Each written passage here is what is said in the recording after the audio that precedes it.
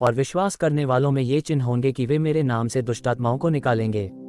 याह की स्तुति करो, हे मेरे मन यहोवा की स्तुति कर। वह पिसे हुओं का न्याय चुकाता है और भूखों को रोटी देता है। यहोवा बंधुओं को छुड़ाता है। निदान प्रभु में और उसकी शक्ति के प्रभाव में बलवंत बनो।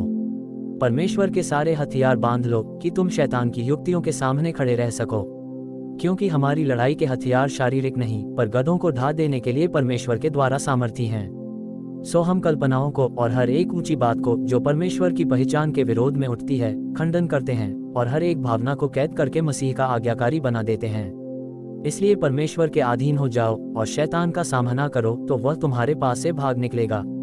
चोर किसी और काम के लिए नहीं परंतु केवल चोरी करने और घात करने और नष्ट करने को आता है। मैं इसलिए आया कि वे जीवन पाएं और बहुतायत से पाएं।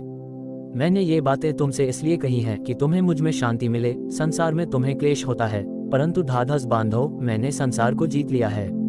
जागते रहो और प्रार्थना करते रहो कि तुम परीक्षा में न पड़ो। आत्मा तो तैयार है परंतु शरीर दुर्बल है। इस कारण झूठ बोलना छोड़कर हर एक अपने पड़ोसी से सच बोले, क्योंकि हम आपस में एक दूसरे के अंग हैं। तब उस समय आत्मा यीशु को जंगल में ले गया ताकि इब्लीस से उसकी परीक्षा हो। वह 40 दिन और 40 रात निराहार रहा।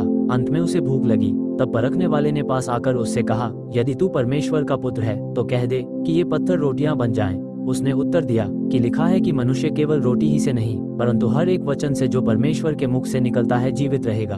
तब इब्लीस उसे पवित्र नगर में ले गया और मंदिर के कंगूरे पर खड़ा किया और उससे कहा, यदि तू परमेश्वर का पुत्र है तो अपने आप को नीचे गिरा दे, क्योंकि लिखा है कि वह तेरे विषय में अपने स्वर्गदूतों को आज्ञा देगा और वे तुझे हाथों हाथ उठा लेंगे, कहीं ऐसा न हो कि तेरे पांवों में पत्थर से ठेस लगे। यीशु ने उससे कहा, यह भी लिखा है कि तू प्रभु अपने परमेश्वर की परीक्षा न कर। फिर शैतान उसे एक बहुत ऊंचे पहाड़ पर ले गया और सारे जगत के राज्य और उसका विभव दिखाकर उससे कहा कि यदि तू गिरकर मुझे प्रणाम करे तो मैं ये सब कुछ तुझे दे दूंगा।